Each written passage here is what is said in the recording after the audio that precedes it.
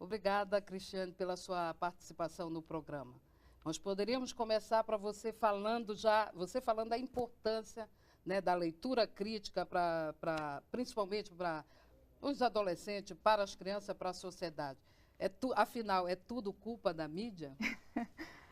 Hoje em dia a gente não pode mais ter essa visão, né, que Humberto Eco falava entre apocalípticos e integrados. Não tem como a gente se dividir entre os empolgados, em que tudo que a mídia faz é maravilhoso, nem que tudo que a mídia faz é ruim, é negativo, né? Essa leitura crítica da mídia é extremamente importante para a sociedade, porque as crianças, logo que nascem, antes mesmo delas entrarem na escola, elas já têm contato com diversas mensagens, né? De rádio, de televisão, de joguinhos no celular, da internet, um outdoor no meio da rua. Então é preciso que elas entendam, que elas percebam como que são construídas essas mensagens, né?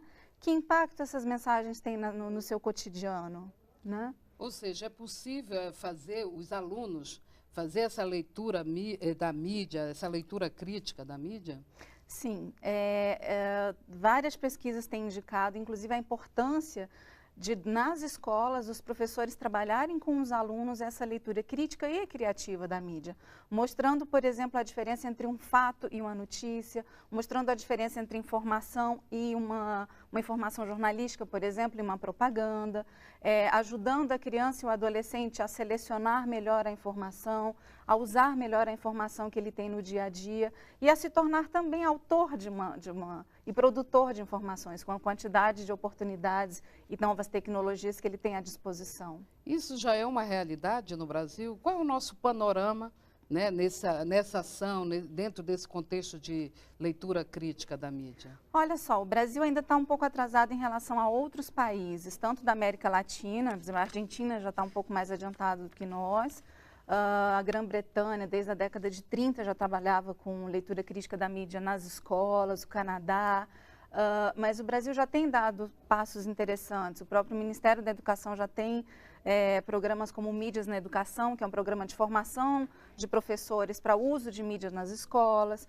O Mais Educação, ele tem estimulado o uso de mídias nas escolas de forma a que alunos possam produzir programas de rádio, jornais escolares, trabalhar, por exemplo, vídeo, audiovisual nas escolas. E isso é uma coisa muito interessante, quando você trabalha a mídia de três formas. Uma é a leitura crítica da mídia para entender como é que essa mídia funciona, já que ela é que tem representado o mundo, que a gente tem sido intermediária, né, dessa realidade que a gente vive, tem representado o mundo que a gente assiste nos telejornais ou vê nos jornais. Outra maneira é se apropriando criativamente e ajudando esses alunos, esses cidadãos a serem autores de seus próprios conteúdos, blogs, jornais. Mas isso já está acontecendo no Brasil? Já acontece, de certa forma, mais por uma iniciativa dos próprios jovens, né? Eles têm feito isso de uma forma ainda sem tanta formação. Eu acho que é importante, nesse momento, você ter os professores muito próximos a esses jovens. Nós temos vários exemplos de crianças e adolescentes que estão criando seus jornais, que estão criando perfis no Facebook, inclusive para denunciar situações do seu cotidiano. Mas é importante ressaltar que isso tem um aspecto positivo, porque essas crianças e adolescentes, elas se tornam corresponsáveis pela realidade em que elas estão, mas também tem outra dimensão por trás, que é uma dimensão ética, que aí o professor tem um papel importantíssimo, quer dizer, o que eu posso mostrar, né?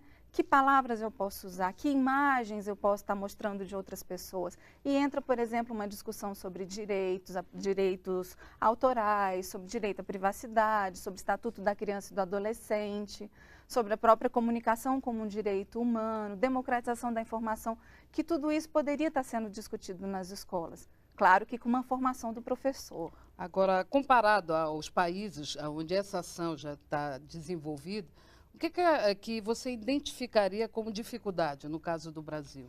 Eu acho que ainda falta, apesar de todas essas ações do Ministério da Educação, ainda a gente tem algumas ações localizadas. Em São Paulo, por exemplo, a Educomunicação, né, que trabalha, por exemplo, com educação para a mídia, leitura crítica da mídia, apropriação criativa da mídia, ela é uma política pública.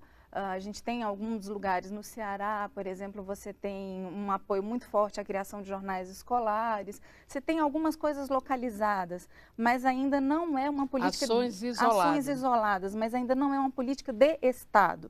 Você tem, por exemplo, uma educomunicação, ou a educação para a mídia, ou mídia-educação, como queiram chamar as diversas correntes, como uma política pública nacional, em que isso possa ser discutido dentro das escolas brasileiras. E mais, com uma formação nacional para os professores. Mas quando você diz discutido, seria a inclusão na grade escolar, por exemplo? Isso também varia, Regina. Existem pessoas que dizem que é melhor uma disciplina específica, existe uma corrente que diz que é melhor ser algo transversal, que perpasse todas as disciplinas. Já existe outra corrente que acha que isso tem que ser discutido no contraturno, em escolas de educação integral. Não existe uma unanimidade em relação a isso. Mas o que se está discutindo, pelo menos para garantir que a mídia ela seja discutida em sala de aula, é essa disciplina de mídia educação, mas com a formação dos professores, porque senão eles não vão ter condições a formação de professores. Uma formação de professores e um diálogo maior entre as faculdades de comunicação e educação, que eu acho que isso começa na universidade, na formação desses dois profissionais. E no caso do Brasil, nós temos algum projeto de lei em andamento? Existem projetos de lei em andamento, alguns projetos que estão no papel. A Unesco ela tem tido um papel importante também no mundo inteiro, inclusive na formação de um currículo, por exemplo, da sugestão de um currículo mundial na questão de educação para a mídia. No Distrito Federal, na lei orgânica do Distrito Federal, existe, inclusive, prevista a educação para a mídia, só que falta sair do papel. Então, assim, se cada jornalista, professor for atrás no seu estado, você vai ver que muitas vezes existem projetos de lei, mas que, ou até está na lei orgânica, mas não sai do papel.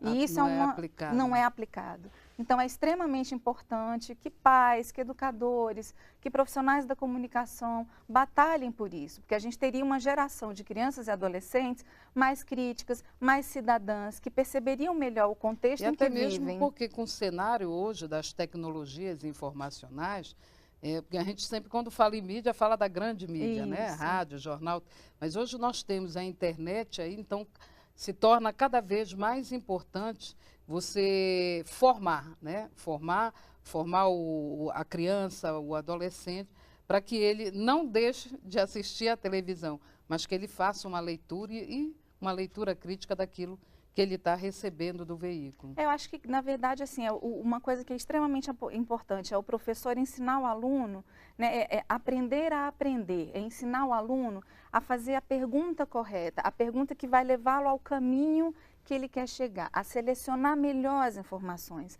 a ser mais crítico em relação ao que ele lê, ao que ele ouve, né, para que ele possa ser um cidadão mais ativo, mais participativo na sociedade em que ele está. E nisso a mídia ela pode contribuir de uma forma muito importante. Basta que esse aluno ele entenda como essa mídia funciona, seja o jornal, seja a televisão, seja a internet, que ainda é um mundo imenso que precisa ser debatido em sala de aula e que às vezes as pessoas falam muito de é a televisão, o programa tal, o programa, mas a internet tem trazido alguns perigos muito maiores do que qualquer outro e é importante discutir uma navegação segura das crianças na internet. Então tudo isso deve ser debatido na escola.